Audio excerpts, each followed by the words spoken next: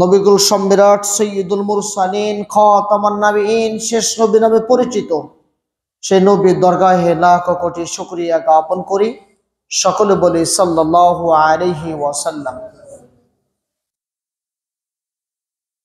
আল্লাহ সুবহানাহু ওয়া তাআলা মানুষকে পাঠিয়েছেন, একটু উদ্দেশ্য নিয়ে পাঠিয়েছেন। উদ্দেশ্যবিহীন একজন মানুষ চলতে পারে না। আজকে যে মসজিদে আমরা এসেছি, আমি এসেছি, সবাই এসেছি, একটা উদ্দেশ্য আছে না? আসার পিছনে একটা টার্গেট আছে। টার্গেটটা কি? আমি আমার রবকে সন্তুষ্ট করতে চাই, আমি আমার আল্লাহকে সন্তুষ্ট করতে চাই। তো আল্লাহ সুবহানাহু ওয়া তাআলা তিনি বলছেন সূরাতুল যারিয়াত 56 নম্বর আয়াত, ওমা খালাকতুল জিন্না ওয়াল ইনসা ইল্লা লিয়াবুদুন। মানুষকে এবং জিনকে আল্লাহ পাঠিয়েছেন আল্লাহর ইবাদত করার জন্য। বান্দা ইবাদত করবে একমাত্র কার? কার ইবাদত করবে? আল্লাহর ইবাদত করবে। সালাতুল ইবাদত, সিয়ামুল ইবাদত, হজ ইবাদত, যাকাত ইবাদত, মানুষের সাথে সুন্দর ভাষায় কথা বলা, এটা হলো ইবাদত। মানুষকে পথ দেখিয়ে দেওয়া, রাস্তা থেকে কষ্টদায়ক বস্তু সরিয়ে দেওয়া, এটা ইবাদত। এই যে কাজগুলি আপনি আমি যে করব, সকল কাজ করার পিছনে অবশ্যই আপনাকে আমাকে প্রথমেই ইলম অর্জন করতে হবে। ইলমবিহীন একজন মানুষ রবের নির্দেশ কোনটা, আল্লাহর নির্দেশ কোনটা, আল্লাহ তাআলা কি নির্দেশ করেছেন আপনাকে আমাকে, এটা কিন্তু আপনি আমি বুঝতে পারবো না। বুঝতে পারবো না? কি পারবো না? এই জন্য ইলম আপনাকে অর্জন করতে হবে। আমি নাজমুস শাহাদাত, আমি আপনাকে কোনো কথা বললাম, এ কথা যদি ভুল হয় আর আপনি যদি আমার কথার উপরে সঠিকটা মেনে নেন, যে হ্যাঁ এটা সঠিক, আপনি মেনে নেন, কিন্তু আপনি এ ব্যাপারে অজ্ঞ, জানেন না, অবগত না, তাহলে আপনাকে ভ্রান্ত পথে চলে যাওয়ার জন্য যথেষ্ট। অতএব একজন মানুষকে আল্লাহ যে পাঠিয়েছেন উদ্দেশ্য নিয়ে ইবাদত করবে, রবের ইবাদত করবে, আল্লাহকে সন্তুষ্ট করবে। রবের ইবাদত, আল্লাহকে সন্তুষ্ট করতে গেলে ইবাদত যদি সঠিকভাবে করতে হয়, তাহলে আপনাকে আমাকে প্রত্যেককেই অবশ্যই আগে ইলম অর্জন করতে হবে। আমরা ইলমবিহীন নিজেকে পরিচালনা করে যাচ্ছি, পড়ালেখা করতে চাই না, জানতে চাই না, পড়তে চাই না। আমরা সবাই পড়ালেখার ব্যাপারে একেবারেই গাফেল। কোন সে পড়া? ইঞ্জিনিয়ার হতে চাই, ডাক্তার হতে চাই, ব্যারিস্টার হতে চাই, সব হতে চাই, কিন্তু আসল পড়া যেটা, সেদিকে আমরা একেবারেই নিজের চোখকে ফিরিয়ে নিয়েছি।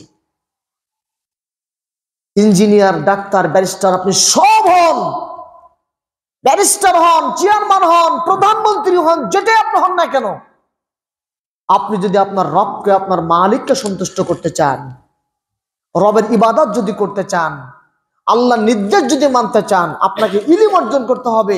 আর সেই ইলম হলো কোরআনুল কারীম।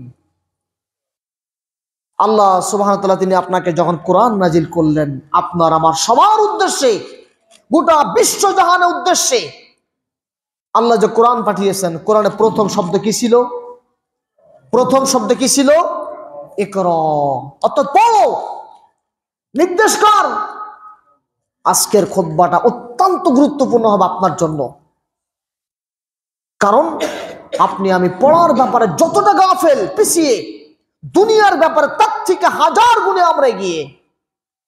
ডাক্তার হতে চাই, ব্যারিস্টার হতে চাই, রাত নাই দিন নাই 24টি ঘন্টা আমাকে অঙ্ক পাস করতে হবে, ইংরেজিতে পাস করা লাগবেই, অঙ্ক ইংরেজির স্পেশাল মাস্টার রেখে দিয়েছি আমরা। কিন্তু আমার রব, আপনার রব, গোটা বিশ্বজাহানের রব, তাকে যদি সন্তুষ্ট করতে চাই তাহলে ইবাদত সুন্দরভাবে হতে হবে। আর এই ইবাদত যদি সুন্দরভাবে করতে হয় তাহলে অবশ্যই আপনাকে ইলম অর্জন করতে হবে। আল্লাহ আপনাকে আমাকে প্রথম যে বাক্যটা দিলেন, কোরআন নাজিল করলেন, কোরআনে প্রথম ছিল হলো ইকরা, অর্থাৎ পড়ো। কার নামে? ইকরা বিইসমি রাব্বিকাল্লাযী খলাক। কার নামে পড়ো? সে আল্লাহর নামে পড়ো।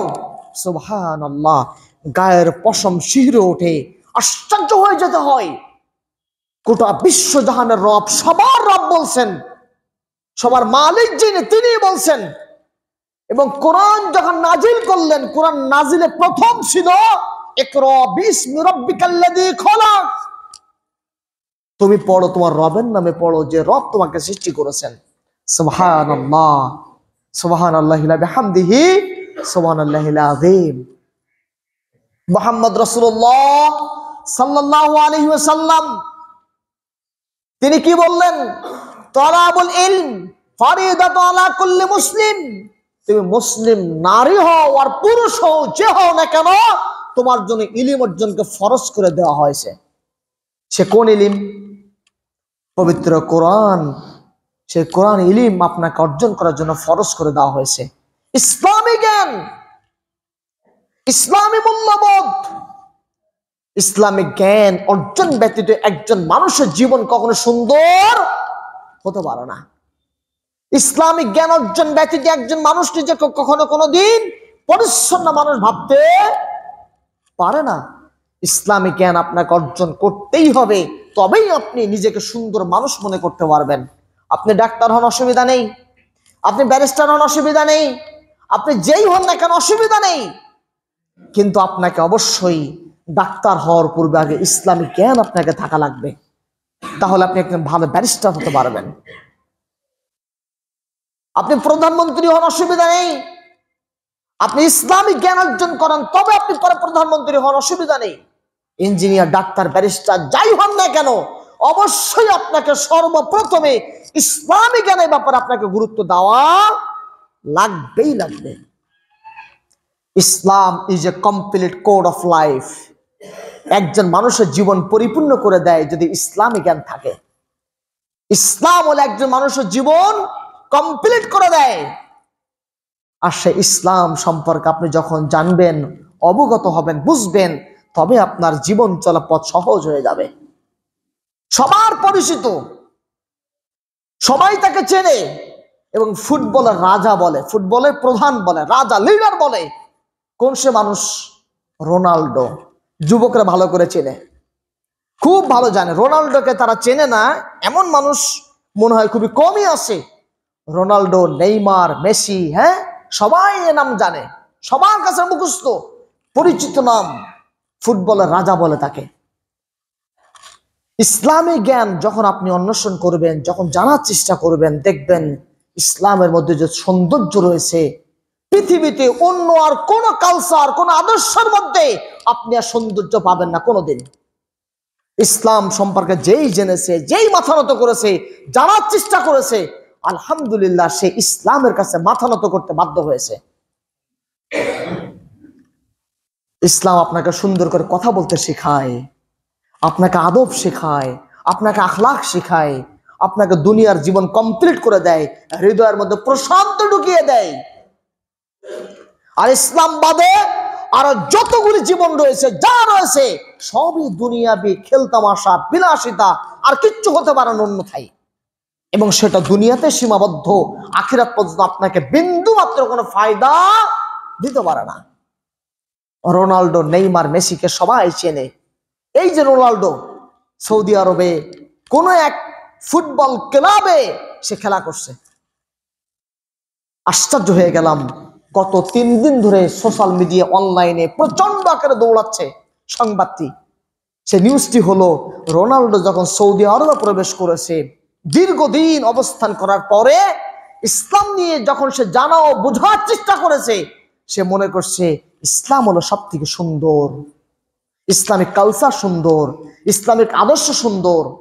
সে খুবই আপনজন, ক্লোজ মানুষ, ওই ক্লাবের যে গোলরক্ষক, তার কাছে সে নিজে নিজে বলেছে যে আমার কাছে মনে হচ্ছে ইসলাম হলো সব থেকে সুন্দর, ইসলাম পছন্দনীয়। যখন এই নিউজটা ছড়িয়ে গেছে, আমরা সবাই এক বাক্যে দোয়া করতে পারি, আল্লাহ তুমি ফুটবলের রাজা রোনাল্ডো তাকে ইসলামের রাজা হিসেবে কবুল করে নাও। আমিন বলবেন না? আরো আসতে বলেন আমিন, আরো আসতে বলেন আপনারা আমিন। একজন ব্যক্তি ইসলামের যখন সৌন্দর্য খুঁজে পায় তখন মুসলিমের দায়িত্ব পড়ে যে আল্লাহ তুমি তাকে ইসলামের জন্য কবুল করে নাও, কারণ সে আপনার ইসলামকে সুন্দর বলেছে, আপনার রবের পাঠানো দিন ধর্মকে সুন্দর বলেছে। অতএব গোটা মুসলিম জাহানের দায়িত্ব পড়ে যায় সবাই তার জন্য দোয়া করা, আল্লাহর জন্য তাকে ইসলামের জন্য কবুল করে নেয়। আল্লাহু আকবার। পৃথিবীতে ইসলাম ব্যতীত আর কোনো আদর্শ, কোনো কালচার কোনোদিন সুন্দর হতে পারে না। আরে সুন্দর কালচার আদর্শ যদি আপনি জানতে চান, বুঝতে চান, তাহলে আপনাকে আমাকে প্রত্যেককেই আগে প্রথম দায়িত্ব পড়ে যায় ইলম অর্জন করা। আপনি কোরআন বাদ দিয়ে নিজেকে ভালো মানুষ মনে করছেন, আপনি কোরআনকে বাদ দিয়ে কোরআন পড়তে পারেন না, আপনার আফসোস হয় না? আপনি বললেন আমার বয়স 30 হয়েছে মাত্র, সবে মাত্র 40, 50, 60 পার হোক, বয়সের সর্বশেষ উদ্দেশ্য যখন চাকরি থেকে রিটায়ার দিব তখন আমি সময় বহুত পাবো, আমি তখন ইনশাল্লাহ অসুবিধা নেই কোরআন মুখস্থ করে নিব। আপনাকে কে বলেছে আপনি 60 বছর বয়সের পরে বেঁচে থাকবেন? কোনো গ্যারান্টি আছে আপনার? কোনো গ্যারান্টি নেই। আপনি আপনার জীবনকে যদি সুন্দর করতে চান, যদি আপনার জীবনকে প্রশান্তি দিতে চান, যদি আপনার জীবনকে একটা কমপ্লিট জীবনে পরিণত করতে চান, তাহলে অবশ্যই আপনাকে আগে ইলম অর্জন করতে হবে। তবে আপনি ইবাদতে প্রশান্তি পাবেন।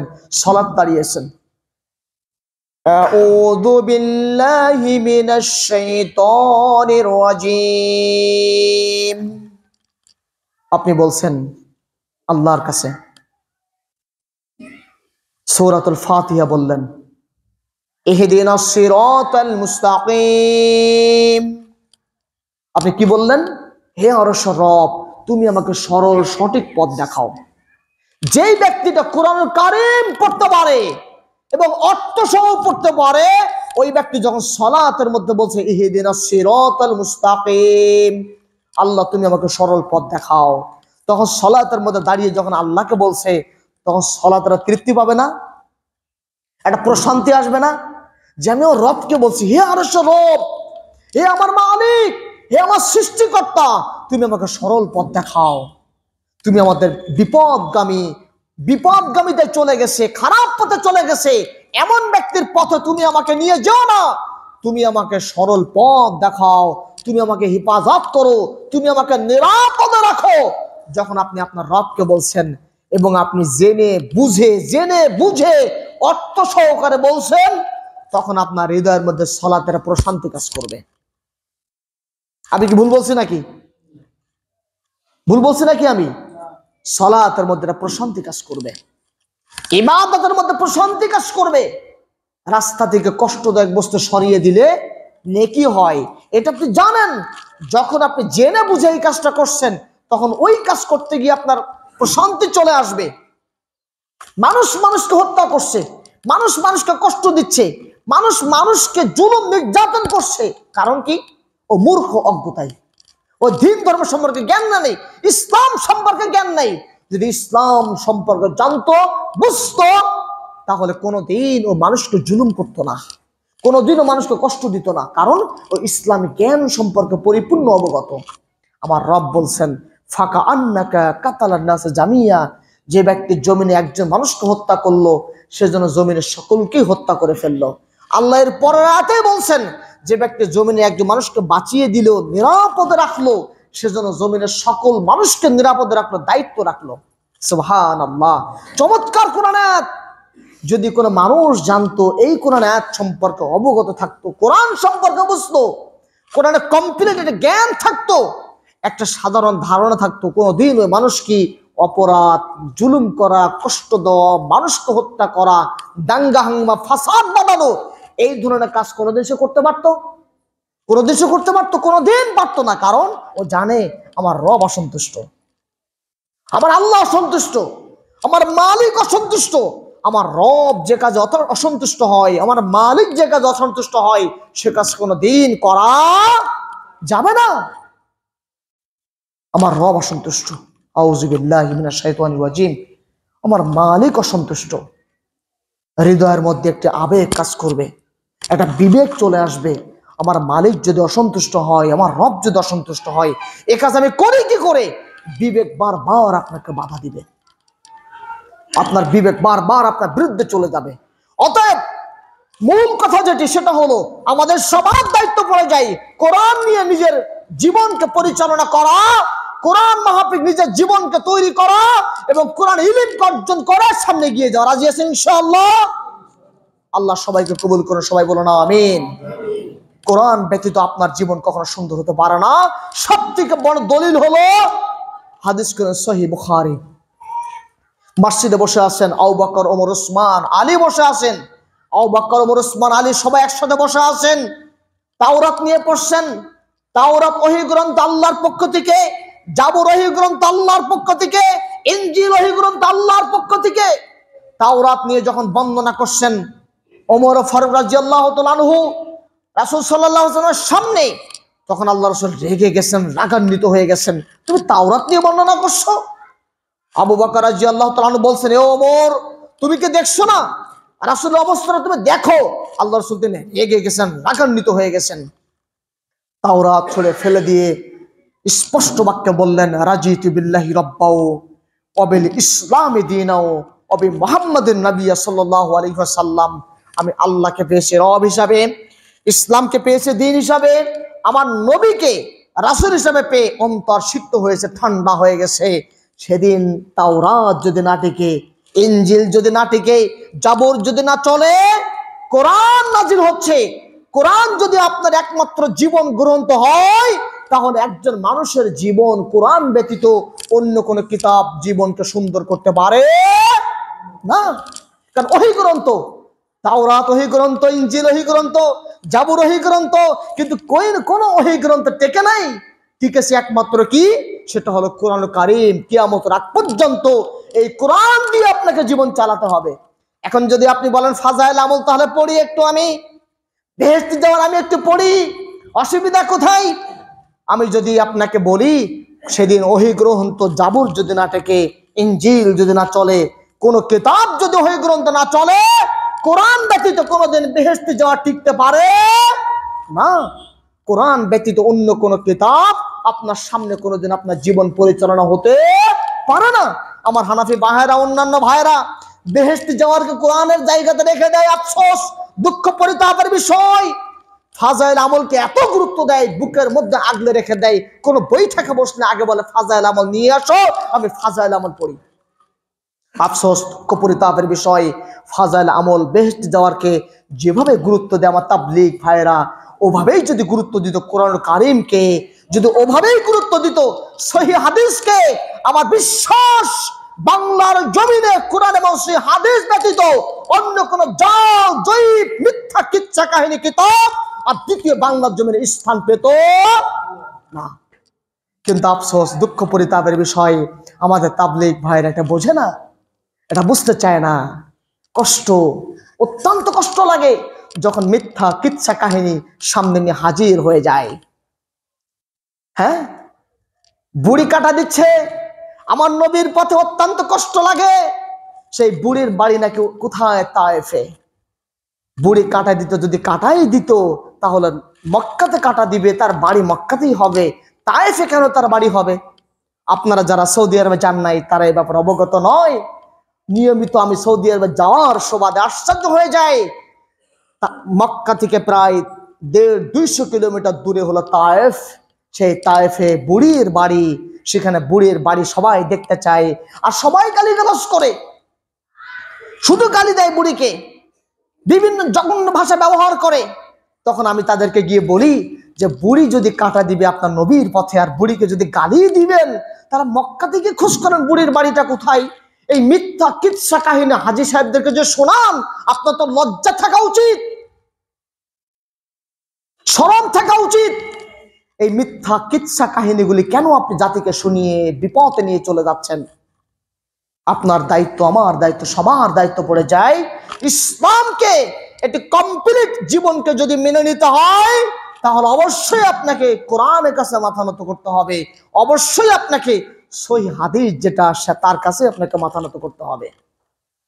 কোনোভাবেই জাল, জয়ীফকে বিন্দুমাত্র আশ্রয় দেওয়ার সুযোগ নাই। কারণ কোরআন আপনার জীবনের পথ দেখাতে পারে, সঠিক পথ দেখাতে পারে। সই হাদিস আপনাকে মুক্তি দিতে পারে, সই হাদিস ব্যতীত আপনার কোনো মুক্তির পথ হতে পারে না। আজকে যুবক ছেলেরা যারা আছেন তারা উপন্যাস গল্পের প্রতি যতটা আন্তরিক, উপন্যাস গল্পের প্রতি যতটা আন্তরিক, বলেছে আমি উপন্যাস পড়ে নিজের জীবনকে স্বস্তিতে ফিরে পেয়েছি, উপন্যাস পড়ে নিজের সঠিক পথ পেয়েছি। কি উপন্যাস? ইসলামিক উপন্যাস, ইসলামিক উপন্যাস। আমার যুবক ভাইয়েরা, উপন্যাসের প্রতি যতটা আন্তরিক, উপন্যাসের প্রতি যতটা ভক্তি প্রশান্তি নিয়ে আসে, যদি ওই পরিমাণে ইসলামিক জ্ঞান অর্জন করত, তাহলে যুবকের জীবনটা সুন্দর হয়ে যেত। বহু যুবককে দেখেছি ইসলাম প্র্যাকটিস করে, পালন করে, আবার ইসলাম থেকে এমন ভাবে বেরিয়ে যায় যেন সে মুসলিমই না। কথাটা খুব গুরুত্ব দিয়ে শুনবেন। ইসলাম থেকে এমন ভাবে বেরিয়ে যায়, ইসলাম থেকে এমন ভাবে চলে যায়, সে কখনো মুসলিম ছিল কিনা এটা ভাবতেই তার সন্দেহ লাগে। কারণ উপন্যাস পড়ে যদি কোনো যুবক ইসলামকে মনে করে যে এটাই ইসলাম, তাহলে ওই যুবক কোনোদিন ভালো হতে পারবে না, ওই যুবক কোনোদিন সঠিক ইসলাম পাবে না, ওই যুবক কোনোদিন সঠিক ইসলামের কাছে মাথা নত করতে পারবে না, এবং ইসলামকে মৃত্যুর আগ পর্যন্ত কমপ্লিট ভাবে ধরে রাখতে পারবে না। অতএব ইসলামকে যদি কামড়ে ধরতে হয়, আঁকড়ে ধরতে হয়, তাহলে অবশ্যই আপনাকে কোরআন বা হাদিসকে জবরদস্ত ভাবে একটা কামড়ে ধরে সেটাকে নিয়ে একেবারে জীবনের সাথী মনে করতে হবে। তবে আপনি মৃত্যুর আগ পর্যন্ত ইসলামের উপর টিকে থাকতে পারবেন। উপন্যাস পড়ে, বিভিন্ন উপন্যাস ঘরের মধ্যে আসে, কিন্তু আফসোস লাগে হাদিসের কিতাব ঘরের মধ্যে নাই। আফসোস লাগে কোরআনে কাপড় মুড়িয়ে রেখে দিয়েছে, ছাদের উপর রেখে দিয়েছে, সানসেটের উপরে, ওটাকে আর কোনো খোঁজখবর নেওয়ার সময় নেই। কারণ যুবক ব্যস্ত, মহাব্যস্ত মোবাইল উপন্যাস পড়ার তালে। খুবই কষ্ট, আফসোস লাগে। আল্লাহ তাআলা বলছেন আপনাকে সূরাতুল বাকারা 24 নম্বর আয়াত, ওয়ালা তালবিসুল হাক্কা বিল বাতিল। আল্লাহ বলছেন তোমরা হকের সাথে বাতিলের সংমিশ্রণ করো না, আর জেনে শুনে তোমরা হককে গোপন করে রেখে দিও না। এ কথা কে বলছেন? আল্লাহ বলছেন। আল্লাহ স্পষ্ট করে বললেন ওয়ালা তালবিসুল হাক্কা বিল বাতিল, তোমরা জেনে শুনে হককে গোপন রেখে দিও না, আর হকের সাথে বাতিলের কখনো সংমিশ্রণ করো না। আল্লাহ তাআলা এ কথা বলার মাধ্যমে আমাদেরকে বুঝাতে চাচ্ছেন, সত্য যখন আপনি জানবেন, মানুষকে জানিয়ে দিবেন, অবগত করবেন। সত্যটা হলো আপনার সন্তান, আমার সন্তান, সামনে জানুয়ারি মাস আসছে, অবশ্যই আপনি ভর্তি করাবেন আপনার বাচ্চাকে। আপনার বাচ্চাকে এমন প্রতিষ্ঠানে ভর্তি করাবেন না যে প্রতিষ্ঠানে আপনার বাচ্চাকে শেখায় হাট্টিমাটিম টিম, তারা মাঠে পাড়ে টিম, তাদের খাড়া দুটো শিং, তারা হাট্টিমাটিম টিম। কবিতারা খুব মুখস্থ আছে, বয়স যতটুকু হয়েছে, এখনো পর্যন্ত ছোটবেলায় পড়েছিলাম, যখন বিছানাতে প্রসাব করতাম তখন পিটিয়ে পিটিয়ে শিক্ষক পড়িয়েছে, মুখস্থ আছে, মনে আছে। কিন্তু আপনি বলুন, সবাই বলুন, এই কবিতার মধ্যে বিন্দু মাত্র কোনো ফায়দা আছে? কোনো ফায়দা আছে? নাই। আপনি পড়লেন অতে অজগার সাপ আসছে তেড়ে, আতে আমটি আমি খাওয়া পেড়ে। বলেননি আপনি এ কথা? বলেছেন। আপনি আপনার সন্তানকে ভয় দেখাচ্ছেন, অতে অজগার সাপ আসছে তেড়ে, অজগার সাপকে ভয় দেখাচ্ছেন, আতে আমটি আমি খাবো পেড়ে। আপনি আপনার সন্তানকে চুরি করা আপনি শেখাচ্ছেন। স্পষ্ট সেটা হলো জেনে শুনে হককে কোনোভাবেই গোপন করার সুযোগ নেই, মানুষকে জানিয়ে দিতে হবে। 24-এর বাংলাদেশ একাধিকবার স্বাধীন হয়েছে। এই বাংলা একাধিকবার স্বাধীন হওয়ার পিছনে যেটা দেখেছি সেটা হলো আমাদের অজ্ঞতা, আমাদের মূর্খতা এবং হৃদয়ের গভীর থেকে দেশকে ভালো না বাসা। যদি আমরা এই দেশকে পরিপূর্ণ ভালোবাসতে চাই, যদি এই দেশকে সম্পূর্ণ পরিপূর্ণভাবে গড়তে চাই, তাহলে যুবক তৈরি করতে হবে, এমন যুবক যে যুবক ইসলামকে পরিপূর্ণ ভালোবাসে। আর ইসলামকে ভালো তখন বাসবে যখন সেই যুবক ইসলামিক জ্ঞান অন্বেষণে ব্যস্ত থাকবে, তখনই ওই যুবক নিজের জীবনকে সুন্দরভাবে তৈরি করতে পারবে এবং দেশকে পরিপূর্ণ ভালোবাসতে পারবে। আপনি আপনার সন্তানকে জানুয়ারি মাস ভর্তি করাবেন, আপনার দায়িত্ব পড়ে যায় এমন প্রতিষ্ঠানে ভর্তি করানো যেই প্রতিষ্ঠানে ইসলামিক জ্ঞান পরিপূর্ণভাবে কমপ্লিট ভাবে দেওয়া হয়। এমন প্রতিষ্ঠানে ভর্তি করাবেন না যে প্রতিষ্ঠানে ইসলামী জ্ঞান কোনোভাবে গুরুত্ব দেওয়া হয় না। যেই প্রতিষ্ঠানে ভর্তি করাচ্ছেন ওই প্রতিষ্ঠানে যদি আপনার সন্তানকে খাম্বার কাছে মাথা নত করতে শেখায়, কোনোভাবেই সেই প্রতিষ্ঠানকে আপনার সন্তানের শিক্ষার কেন্দ্রবিন্দু হতে পারে না। আপনার সন্তান মাথা নত করবে খাম্বার কাছে কেন? আপনার সন্তান মাথা নত করবে আল্লাহর কাছে। বাংলার জমিনে যারা দেশের জন্য যুদ্ধ করে জীবন দিয়েছেন, যদি তাদের জন্য দোয়া করতে হয় তাহলে আপনি মসজিদে গিয়ে সালাতের মধ্যে সালাত আদায় করে তাদের জন্য দোয়া করেন। কিন্তু খাম্বার কাছে মাথা নত করে দোয়া করতে হবে, এই শিরকি প্রথা, এই শিরকি শিক্ষা আপনার সন্তানের শিক্ষা কোনো ব্যবস্থা হতে পারে না। স্পষ্ট পরিপূর্ণ কমপ্লিট লোকমান হাকিম তার সন্তানকে শিক্ষা দিচ্ছেন, ইয়া বুনাইয়া, হে আমার আদরের কলিজার টুকরা সন্তান, লা তুশরিক বিল্লাহ, তুমি আল্লাহর সাথে কখনো শরীক করো না। ইন্না শিরকা লা যুলমুন আযীম, নিশ্চয় শিরক হলো আল্লাহর সাথে সবথেকে বড় জুলুম। আউযু বিল্লাহ। আমি যখন নাজমুস শাহাদাত বলছি আপনি কষ্ট পাচ্ছেন, আসলে কি হুজুর সঠিক বলছেন? জি, আমি সঠিক বলছি। কোনোভাবে আপনার সন্তানের শিক্ষা ব্যবস্থা, শিক্ষা কেন্দ্র যেখানে শিরক হয়, সেই শিক্ষা ব্যবস্থা কোনোদিন আপনার সন্তানের শিক্ষার কেন্দ্রবিন্দু হতে পারে না। আমি দায়িত্বহীন ভাবে বলছি, আমার বাবা আমাকে ওই দিন যেতে দেয়নি যে মাদ্রাসায় পড়তাম ওখানে শিরক হতো, খাম্বার কাছে মাথা নত করতে হতো। আমার বাবার স্পষ্ট কথা ছিল, যদি সন্তানকে নাও পড়ালেখা করাই তবুও সন্তানকে আমার রক্ত সন্তুষ্ট করার জন্য, শিরক থেকে মুক্ত থাকার জন্য প্রয়োজনে শিক্ষা প্রতিষ্ঠান বাদ দিয়ে দিব, কিন্তু কোনোভাবে আমার সন্তানকে শিরক যেখানে হয় আমি এই প্রতিষ্ঠানে কখনো পাঠাবো না। এবার দেন আপনিও তো বাবা, আপনিও মা, আপনি এখন কি করবেন? আপনার সন্তানের জন্য শিরক করাবেন আপনি? কোনো সুযোগ নেই। বড় বড় বিজ্ঞ আলেম তৈরি হয়েছেন, ইমাম বুখারী তৈরি হয়েছেন, আলবানী তৈরি হয়েছেন, বড় বড় আলেম তৈরি হয়েছেন, বড় বড় জগৎ বিখ্যাত ব্যক্তি তৈরি হয়েছেন। এই বিখ্যাত ব্যক্তি তৈরি হওয়ার পিছনে তাদের মূল যেটা টার্গেট ছিল সেটা হলো রক্ত সন্তুষ্ট করা। আপনার সন্তান অবশ্যই বড় হবে, ইঞ্জিনিয়ার হবে, ডাক্তার হবে, ব্যারিস্টার হবে, সব হবে, কিন্তু আল্লাহর সাথে, রবের সাথে শিরক করা যাবে না। অতএব আপনার সন্তানকে এমন প্রতিষ্ঠান তৈরি করে দিন, বেছে দিন, বাছাই করে দিন, যেই প্রতিষ্ঠানে হাক্কিমা টিম, তারা মাঠে পাড়া টিম, এই সকল কিচ্ছা কাহিনী, গল্প গুজব, এই সকল নষ্ট কবিতা দিয়ে ভরপুর করা আছে, এমন শিক্ষা প্রতিষ্ঠান আপনার সন্তানের শিক্ষা কেন্দ্র হতে পারে না। প্রতিবাদ করুন, আপনি কথা বলুন, জানিয়ে দিন। মানুষকে সঠিকটা যখন জানাবেন, অবগত করবেন, তখন অবশ্যই আপনার জানিয়ে দেওয়া, আপনার অবগত করা, আপনার বলে দেওয়াকে এটা হবে একটা বড় দাওয়া। মানছে না, অসুবিধা নেই, আজকে মানবে না, কাল মানবে না, পরশু মানবে না, আপনার কথা অবশ্যই একদিন মানতে বাধ্য হবে। আপনার দাওয়াত অবশ্যই একদিন চলে যাবে। এমন হয়ে যেতে পারে আপনার দাওয়াত কবুল হচ্ছে, একটু দেরিতে কবুল হচ্ছে, সময় নিচ্ছে। আপনার দাওয়াত আপনি দিতে থাকেন, আপনি বলতে থাকেন, একদিন আল্লাহ তাআলা আপনার দাওয়াতকে কবুল করবেই করবে। হাজারো মানুষের দোয়া আল্লাহ তাআলা কবুল করেনি। ফিরআউনের দোয়া আল্লাহ, মূসা আলাইহিস সালামের দোয়া আল্লাহ কবুল করে নাই, আল্লাহ দোয়া কবুল করেছেন। কঠিন বিপদ, কঠিন মুসিবত, কঠিন বিপদে মুসিবতে ফিরআউন ধাওয়া করেছে, মূসা আলাইহিস সালাম যাচ্ছেন বিশাল সাগর, বিশাল সাগরের সামনে আল্লাহর নির্দেশে লাঠি নিক্ষেপ করলেন, রাস্তা তৈরি হয়ে গেল। যে রাস্তা দিয়ে আল্লাহ তাআলা মূসা আলাইহিস সালামকে বাঁচিয়ে দিলেন, ওই রাস্তাতে আল্লাহ তাআলা ফিরআউনকে ডুবিয়ে মারলেন। কিসের জন্য? রবের হিফাজত, আল্লাহর হিফাজত। আল্লাহর কাছে আল্লাহ দোয়া কবুল করেন, দেরিতে হলেও আল্লাহ তাআলা দোয়া অবশ্যই কবুল করেন।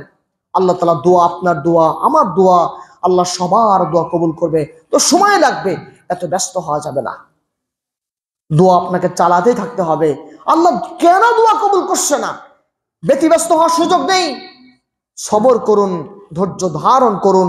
সেদিন যদি আগুন থেকে বাঁচাতে পারেন, ইব্রাহিম আলাইহিস সালামকে দোয়ার মাধ্যমে আল্লাহ যদি ইব্রাহিম আলাইহিস সালামকে সম্মানিত করতে পারেন, নিরাপদ রাখতে পারেন, হিফাজত রাখতে পারেন, আল্লাহ তাআলা আপনার দোয়া, আমার দোয়া, সবার দোয়া কবুল করবে। এবং আপনার সন্তান শিরিক মুক্ত প্রতিষ্ঠানে পড়ালেখা অবশ্যই করবে ইনশাআল্লাহ। কিন্তু বাবা হিসাবে কোনোদিন সন্তানকে খারাপ চাওয়া যাবে না। জানাতে হবে সন্তানকে, আপনার সন্তানকে মক্তবে পাঠান। আজকে মসজিদগুলো মক্তব নাই, কেন নাই মক্তব? কারণ কি?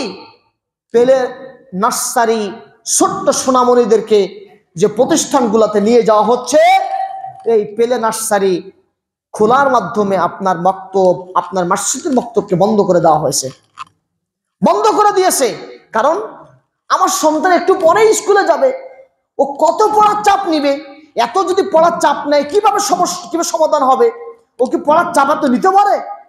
এই যে দোহাই দিয়ে, অজুহাত দিয়ে আপনার সন্তানকে মক্তব থেকে বন্ধ করে দিয়ে পেলে এবং নার্সারি সুকৌশলে নাস্তিকদের কৌশলকে এই বাংলার জমিনে বাস্তবায়ন করেছে, বাস্তবায়ন করে আপনার সন্তানকে মক্তব থেকে বিমুখ করে দিয়েছে। জানি না আপনাদের মসজিদে মক্তব আছে কিনা, কিন্তু আমার এই বক্তব্য সোশ্যাল মিডিয়াতে চলে যাবে। জোরালো ভাবে বলতে চাই, বাংলার জমিনের প্রত্যেকটি মসজিদে নতুন করে আবার আওয়াজ উঠুক, মক্তব চালু করা হোক। মক্তব দিয়ে শিক্ষা প্রতিষ্ঠান প্রথম একটা বাচ্চার কেন্দ্রবিন্দু তৈরি হোক, এবং মক্তব যখন থাকবে আপনার সন্তান সালাতের প্রতি আগ্রহ তৈরি হবে, মসজিদের প্রতি আগ্রহ তৈরি হবে, কোরআন শিখবে, দোয়া শিখবে। আর মক্তব থেকে দূরে রাখা মানেই আপনার সন্তানকে মসজিদ থেকে দূরে রাখার একটি বড় কৌশল বাস্তবায়ন হয়ে যাবে। এই বাস্তবায়ন হতে দেওয়া যাবে না। এই বাংলার জমিন নিয়ে বহু ষড়যন্ত্র হয়েছে, হাজারো ষড়যন্ত্র হচ্ছে। ইসকন সম্পর্কে আমরা সবাই অবগত আছি, তাই না? ইসকন সম্পর্কে অবগত আছি। আমার আজকের খুতবা ছিল চট্টগ্রামে, অসুস্থতার কারণে যেতে পারেনি। আল্লাহ তাআলা এখানেই কবুলিয়াত রেখে দিয়েছেন, চলে আসছি। মুজাহিদ ফোন দিয়ে বলছে, ভাইয়া আপনাকে এখানে আসতে হবে। আল্লাহ সহজ করে দিয়েছেন, চলে আসলাম চট্টগ্রামে। ইচ্ছা ছিল ইসকন নিয়ে জোরালো ভাবে কথা বলার, এবং খুতবার বিষয় ছিল এটাই। কিন্তু আজকে আপনাদের কাছে ছোট্ট মেসেজ আমি দিতে চাই, গোটা বাংলাদেশ ইসকন চেয়ে গেছে। এই বাংলার জমিনে মুসলিম বসবাস করে, এই বাংলার জমিনে হিন্দু বসবাস করে, বাংলার জমিনে খ্রিস্টান বসবাস করে, অন্যান্য ধর্মের মানুষ বসবাস করে। আপনার প্রতিবেশী হিন্দু, খ্রিস্টান, বৌদ্ধ, কোনোদিন কোনো অসুবিধা হয়নি। আমরা মনে করি হিন্দু আমাদের ভাই, খ্রিস্টান আমাদের ভাই, অন্য ধর্মের মানুষটারা আমাদের ভাই। মুসলিম জাতি কোনোদিন কোনো মানুষের মধ্যে আঘাত করেনি। কিন্তু আপনি প্রতিবেশী দেশ, সেখানে যদি নজর দেন, আমার মুসলিম ভাইয়েরা যতটা কষ্টে আছে, জুলুমের মধ্যে আছে, নির্যাতনের মধ্যে আছে, বাংলাদেশে হাজারো হাজারো গুণে মুসলিমের বাইরে অন্য ধর্মাবলম্বী মানুষরা ততটা নিরাপদে আছে। মন্দির পাহারা দিয়েছিল কারা? মুসলিম ভাইরা মন্দির পাহারা দিয়েছিল। সেদিন মন্দির পাহারা দেওয়ার জন্য অন্য কোন ধর্মের মানুষ আসেনি, মুসলিম জাতি এসেছিল। কারণ কোনোভাবেই যেন সংখ্যালঘু যারা সংখ্যায় কম, তাদের প্রতি কোনো জুলুম যেন, নির্যাতন না চলে আসে। এই জন্যই মুসলিমরা দায়িত্ব নিয়ে সেদিন মন্দির পাহারা দিয়েছিল। আর যখন কুরবানি চলে আসে, আমার প্রতিবেশী দেশে আমার মুসলিম ভাইয়েরা গরু কুরবানি করতে গেলে আতঙ্কে থাকে, ভয়ে থাকে, কখন না জানি কি হয়ে যায়। আপনি আমাদেরকে শেখান মানুষ নিরাপত্তা কিভাবে দিতে হবে।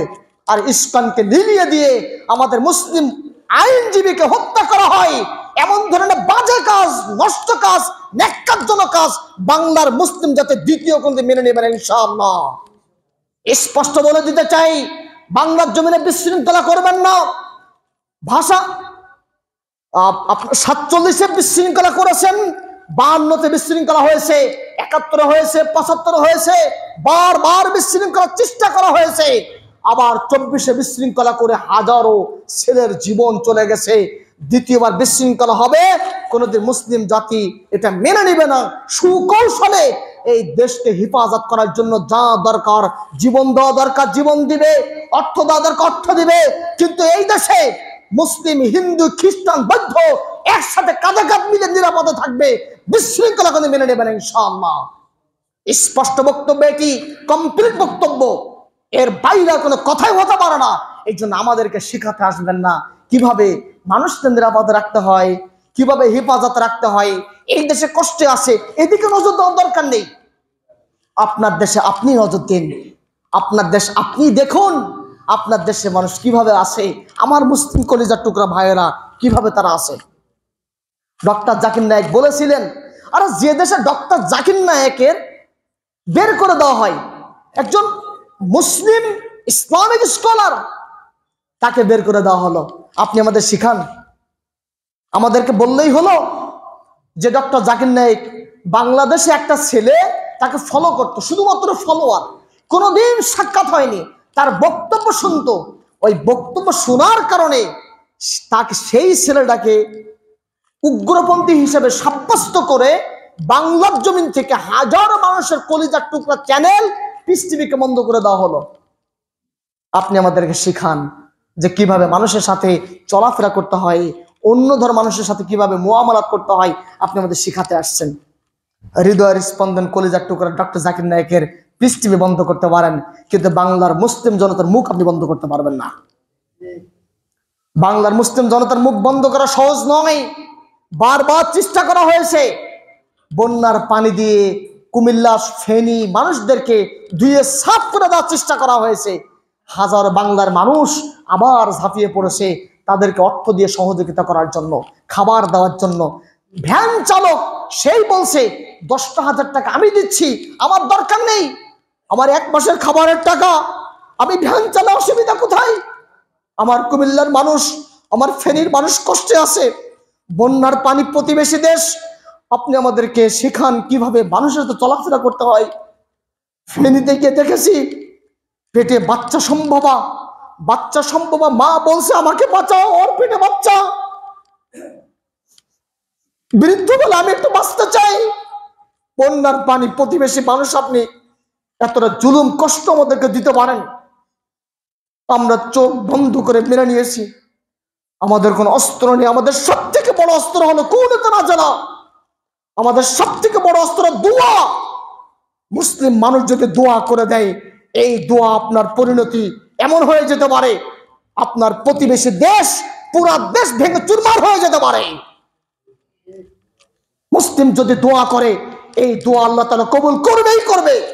অতএব আমরা মুসলিম বাঙালি, আমরা আবেগী জাতি, আমাদের দোয়া এমন ভাবে দোয়া নিবেন না যে বদদোয়া আপনার দেশ ভেঙে চূর্ণ বিচ্ছিন্ন হয়ে যাবে।